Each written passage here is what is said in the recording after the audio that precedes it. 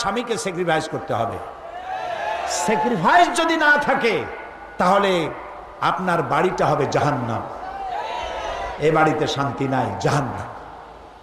সেই জন্য আল্লাহ রাব্বুল আলামিনের হাবিব তিনি বলেছেন, কোন ব্যাপারে যদি স্ত্রীর উপরে কখনো মন খারাপ হয়, আল্লাহ তাআলা বলছেন ওয়ালা তানসাউল ফাদলা বাইনাকুম, তোমাদের মধ্যে পারস্পরিক মনোমালিন্য হলে পরে এই স্ত্রী শুধু একটা ব্যাপারই তোমার কাছে খারাপ লাগে, কিন্তু আরো অনেক ভালো ভালো জিনিস আছে, সেইগুলির দিকে লক্ষ্য করে আজকের অপরাধটা মাফ করে দাও, চূড়ান্ত পর্যায়ে যাইও না, হার্ড লাইনে যাইও না। আল্লাহ তাআলা চান স্বামী স্ত্রীর মধ্যে ভালোবাসা পয়দা হোক। আলহামদুলিল্লাহ বলে।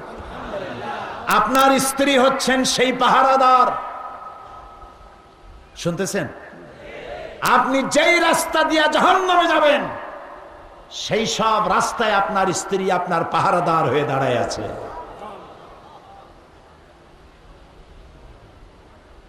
এই দিক থেকে নারী এবং পুরুষের অধিকার সমান, কিন্তু মর্যাদার দিক থেকে স্বামীর মর্যাদা বেশি।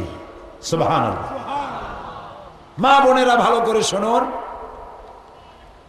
তিরমিজি শরীফের হাদিস। আল্লাহর নবী বলেন, হাদিসে এসেছে নবীজি একদিন দুর্গম পাহাড়িয়া এলাকা দিয়া যেতেছিলেন। এক পাহাড়িয়া উট এসে নবীজির কদম মোবারকে সেজদা দিল, চুমা খাইল। সাহাবীরা বললেন, ইয়া রাসূলুল্লাহ, উটের কি সৌভাগ্য, নবীজির কদম মোবারকে সেজদা দিল, চুমা দিল। আপনি যদি আমাদের অনুমতি দিতেন তাহলে আমরা আপনার কদমের উপরে চুমা দিয়া জীবনটারে ধন্য করতাম।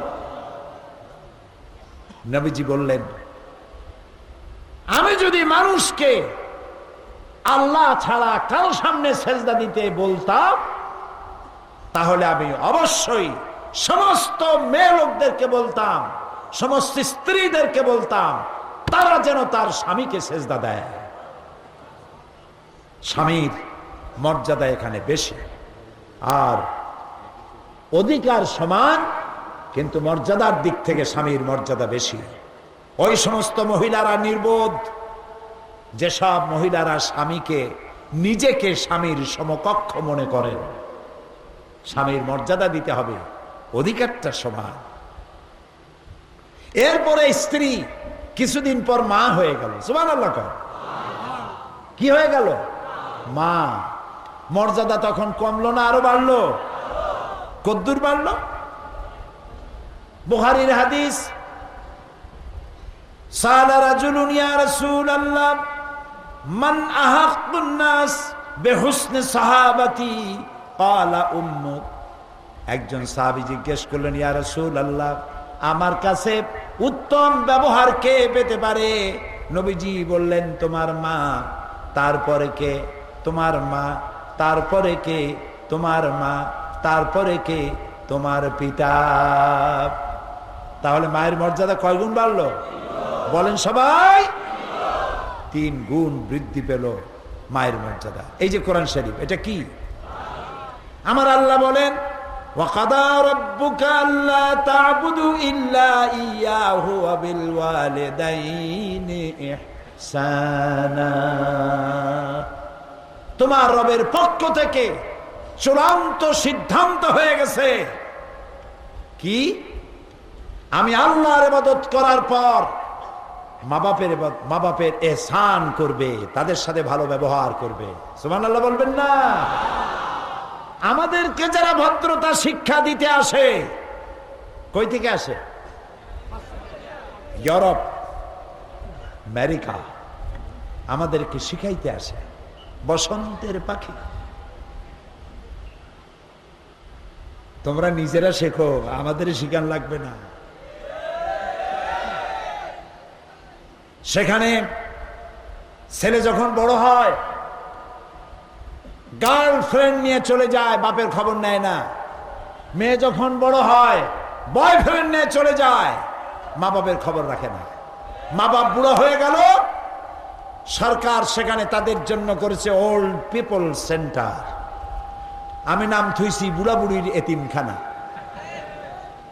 এই বুড়া বুড়িরা ওইখানে পড়ে থাকে। 25শে ডিসেম্বর তার ছেলে মেয়ের একটা কার্ড পাঠায়, বড়দিনের কার্ড। মার বাবা ওই কার্ড নিয়ে বন্ধুদের দেখায়, আমার ছেলে আমাকে স্মরণ করেছে। আরে বাবা, তোমরা আমাদের শিখা।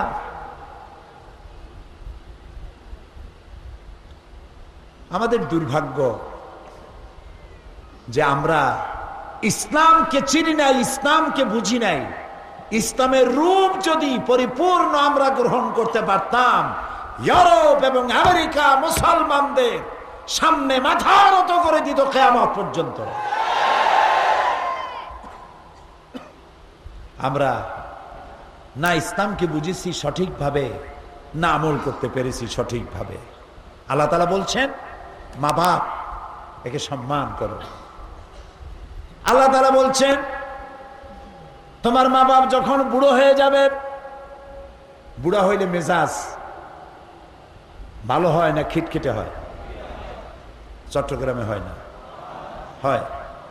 বুড়া হইলে মেজাজ যায় খিটখিটে হয়ে, ভালোটাও ভালো হিসেবে নিতে পারে না। আর মানসিক দিক থেকে একটু অসুবিধা হয়, কি রোজগার করতে পারে না, কামাই করতে পারে না আগের মতো, টাকা পয়সা নাই। পুত্রবধূর কাছে, ছেলের কাছে, স্ত্রীর কাছে আগের মতো মর্যাদা থাকে না। তাই স্বাভাবিকভাবেই মেজাজ একটু খিটখিটে হয়। আল্লাহ রাব্বুল আলামিন বলেন, তোমাদের মাতা পিতা দুইজন অথবা একজন, যাকে তুমি তোমার জীবন দশায় পাও, খবরদার এদের সাথে দুর্ব্যবহার করবে না। ওয়াকুল লাহুমা কাওলান কারীমা, সম্মান সূচক কথাবার্তা বলো, অভদ্র আচরণ করো না। যেমন করবা তেমন পাবা। তুমি যদি তোমার মা বাবার সাথে খারাপ ব্যবহার করো, তোমার সন্তানের কাছ থেকে ওই বেয়াদবি তোমার পাওনা হবে। এরপরে আল্লাহ রাব্বুল আলামিন বলেন, তোমার মা বাপের জন্য আমার কাছে দোয়া করো।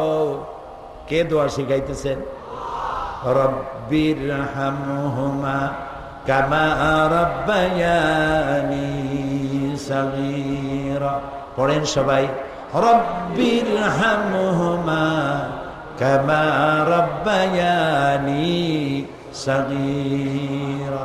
হায় আল্লাহ তাআলা, আমার মা বাপ আমার অসহায়ের সময় আমাকে যেমন দয়া করেছে, লালন পালন করেছে, আমার মা বাপের এই দুঃসময়ে তুমি তাকে রহমতের কোলে লালন পালন করো।